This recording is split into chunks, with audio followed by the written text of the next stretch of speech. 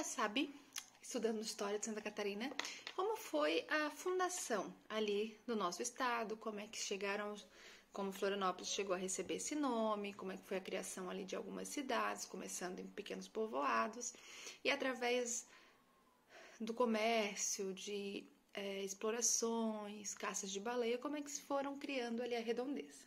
Mas agora, como é que era o cotidiano daquele povo daqui de Santa Catarina em outros tempos? E os índios? Como é que eles viviam aqui? Vamos ali na página 22, o cotidiano dos habitantes de Santa Catarina em outros tempos. Você já estudou que no estado de Santa Catarina foi construído por todas as pessoas que passaram por essas terras. Então, todo mundo, desde aqueles que tiveram nomes, que foram homenageados, até aqueles desconhecidos, foram os responsáveis pela construção do nosso estado. Bom, ali, observando as imagens, a gente vai falar um pouco sobre os habitantes de Santa Catarina, como é que era o cotidiano deles antigamente. Mas ali, Oktoberfest em Blumenau, ela é tradicional, porque ela é a maior Oktoberfest que existe na Alemanha. E Blumenau foi colonizado por alemãos. Então, nós temos aqui uma festa bem tradicional de Blumenau, que é o Oktoberfest. Balneário Camboriú é uma cidade muito bem visitada, é uma cidade que serve de turismo, é um espaço turístico aqui de Santa Catarina. Colheita de uva pelos italianos. Vamos lá, italianos também estiveram na colonização do nosso estado. E até hoje existe até festas em comemorações, grandes vinhedos, todos aqui em Santa Catarina. Rua Santa Catarina, rua com o nome do nosso estado, rua tradicional. Barco de pesca no nosso litoral.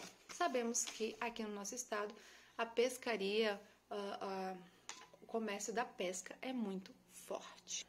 O modo de viver daquele povo antigo que veio aqui para o nosso estado contribui muito para o modo de viver hoje em dia, para até a atualidade. Desde os índios que já estavam aqui, os portugueses que vieram, os negros que vieram escravizados. Então, todo esse povo tem grande importância para cá. Nós encontramos grande variedade também aqui. Tem muito, é conhecido Santa Catarina por ter muito loiro de olhos azuis pela colonização dos alemães. Mas nós tivemos índios, nós tivemos negros, nós tivemos portugueses, todos eles contribuíram de um modo ou de outro para os costumes do nosso estado até os dias de hoje. Vamos um pouco para a leitura ali. Os indígenas em nossas terras. No início da colonização, quando veio o descobrimento do Brasil e os portugueses que vieram aqui para onde hoje é Santa Catarina, eles encontraram três povos indígenas diferentes. Quais foram? Os Guaranis, os Caigangues e os Xoklengues. Os Guaranis também foram chamados de Carijós, e Carijós eles têm um porquê de ter sido chamado. Significa Cariô, que significa branco, porque eles identificaram que aqueles índios ali na determinada situação, em aquele determinado espaço, eles possuem uma pele mais esbranquiçada do que os demais. Os Guaranis eram responsáveis os Guaranis viviam por muito tempo naquele local, e eles faziam para viver a prática da agricultura. As mulheres eram responsáveis pelos plantios e pelas colheitas, elas coletavam frutos das árvores e também mel. E faziam cuidados, como a gente já viu, que era a parte de culinária e cuidados com as crianças. Já os homens faziam a pesca em rios e mares, e eles mesmos confeccionavam as redes. Até hoje em dia, se a gente anda em determinados locais aqui em Santa Catarina, aqui no estado, em Florianópolis, quando a gente vai indo para as rendeiras ou a gente vai andando em áreas mais de prática de pesca, a gente encontra algumas pessoas fazendo a rede de pesca manualmente, sentadinho ali, passando, cruzando linha por linha. Então, já podemos identificar que isso foi uma herança praticada pelos índios. Então, eles mesmo que fabricavam as redes para fazer uma pesca maior, com uma quantidade maior de peixes, e até hoje isso é praticado. Já os dois outros povos indígenas, que são os Caigangues, Xoklengues eles não tinham o hábito de permanecer apenas em um lugar só. Então, eles não praticavam agricultura, porque se eles plantassem, eles precisavam ficar naquele lugar para fazer a colheita. Então, eles praticavam mais a pesca e iam colhendo frutos e comidas e algumas coisas que eles podiam coletar por onde eles iam passando. E o que eles costumavam colher? O pinhão, que hoje é muito tradicional, tem até a festa do pinhão, o mel e o palmito, que também existem grandes plantações de palmitos para cá. Então, como tido como nômades, não tinham um lugar fixo para ficar, eles praticavam a caça. Então, arcos, flechas, pontas com pontas afiadas, os bambus afiados e pedaços de ossos. Eram os instrumentos que eles usavam como armas de caça.